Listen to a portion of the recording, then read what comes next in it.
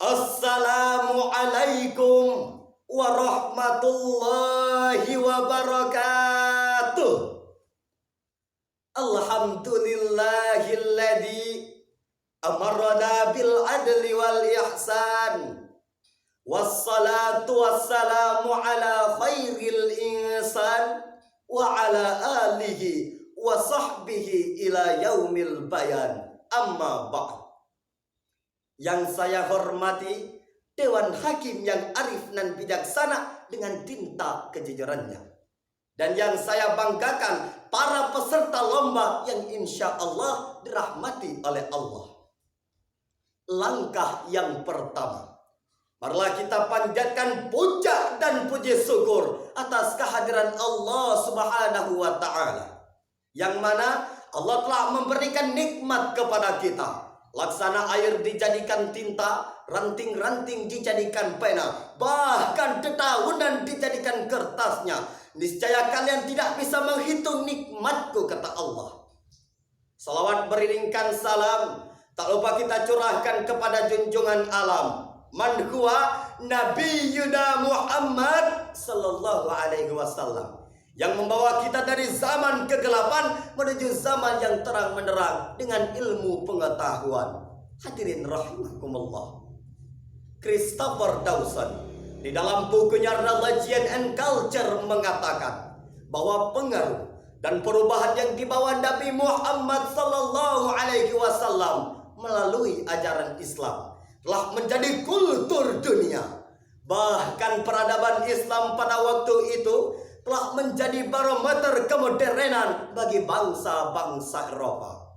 Salah satu kunci keberhasilan adalah meningkatkan kualitas sumber daya manusia melalui ilmu pengetahuan.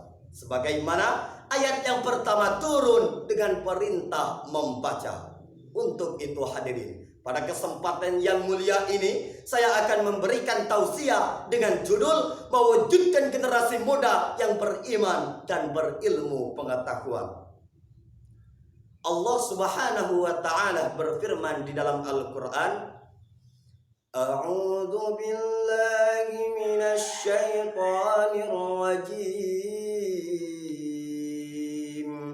Bismillahirrahmanirrahim. Yarfa'illahu alladhina amanu minkum walladhina utul ilma darajat. Yang artinya Allah akan mengangkat derajat orang yang beriman dan berilmu pengetahuan beberapa derajat. Imam Jalaluddin As-Suyuti dan Imam Jalaluddin Al-Mahalli di dalam tafsir Jalalain menjelaskan, yarfa'illahu alladhina amanu minkum ay bita'ati fi zalik walladhina utul ilma darajat ay fil jannah. Niscaya Allah akan mengangkat derajat orang yang beriman dengan ketaatannya kepada Allah, dan Allah akan mengangkat derajat orang yang berilmu di surganya Allah. Al-Hafiz Ibnu Hajar Al-Asqalani di dalam kitabnya Fathul Bari Sahih Bukhari juz 1 halaman 86 menjelaskan bahwa tingginya derajat orang yang beriman dan berilmu pengetahuan mencakup secara ma'nawiyah di dunia dengan tingginya derajat dan kedudukannya, sedangkan secara hissyiyah di akhirat dengan tingginya kedudukan di dalam surga. Hadirin, ayat di atas menjelaskan bahwa iman dan ilmu pengetahuan tidak bisa dipisahkan, sebagaimana yang diungkapkan oleh Albert Einstein. Ilmu tanpa agama adalah buta, dan agama tanpa ilmu adalah lumpuh. Untuk itu teman-teman, mari kita gunakan waktu di masa muda dengan menuntut ilmu pengetahuan yang dilandasi dengan keimanan. Berbicara tentang ilmu pengetahuan, Rasulullah Shallallahu Alaihi Wasallam pernah bersabda, "Waman aradat dunya fa'alaihi bil ilmi, waman aradal akhirah fa'alaihi bil ilmi, waman aradahuma fa'alaihi bil ilmi." Barang siapa ingin bahagia di dunia dengan ilmu, bahagia di akhirat dengan ilmu, dan ingin bahagia juga di dunia dan di akhirat juga dengan ilmu. Spirit inilah hadirin yang menjadikan agama Islam agama yang sangat dihormati dan berpengaruh bagi peradaban dunia. Sejarah mencatat kecemerlangan intelektual muslim terukir indah di dalam sejarah manusia, di mana Sarjana Al-Khwarizmi yang wafat pada tahun 863 Masehi, ia menulis buku Al-Jabar wa Al-Muqabalah. Buku inilah hadirin yang dikenal dengan ilmu Al-Jabar, sehingga namanya sampai saat sekarang ini dikenal dengan bapak matematika dunia. Inilah kemuliaan orang yang memiliki ilmu pengetahuan. Walaupun ia telah meninggal, tapi namanya tetap dikenang sampai sepanjang zaman. Lalu timbul sebuah pertanyaan, lantas apa saja syarat-syarat menuntut ilmu? Ada yang tahu hadirin? Ada yang tahu? Syekh Az-Zarnuji di dalam kitabnya Ta'lim Muta'alim menjelaskan bahwa syarat-syarat menuntut ilmu diantaranya pertama kecerdasan.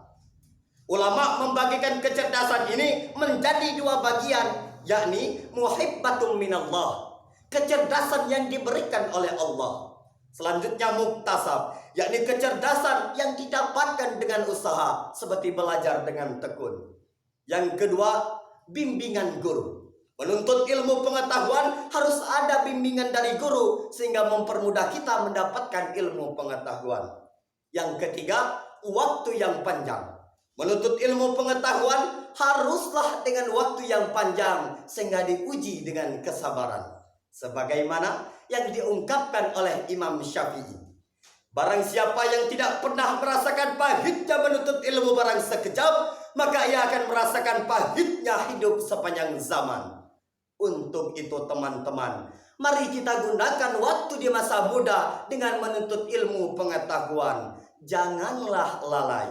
Hidup di masa muda hanya dengan berfoya-foya, motornya made in Amerika Serikat, mobilnya mewah mengkilat, rumahnya bertingkat 4, tubuhnya dihiasi emas 24 karat. Tapi sayang teman-teman, ia tidak pernah sholat, ia ogah zakat, bahkan ngajinya pun tidak tamat. Waktu muda sering berbuat maksiat, sudah tua lupa bertaubat. Waktu muda sering gandeng cewek manis, sudah tua kena kencing manis. Waktu muda sering ke diskotik, sudah tua kena rematik. Na'udzubillahi min zalik. Mungkin sekian yang dapat saya sampaikan. Lebih dan kurangnya saya haturkan maaf. Sebagai kesimpulannya, kita sebagai generasi muda haruslah menuntut ilmu pengetahuan yang dilandasi dengan keimanan. Billahi fi sabilil haqq. Wassalamualaikum warahmatullahi wabarakatuh.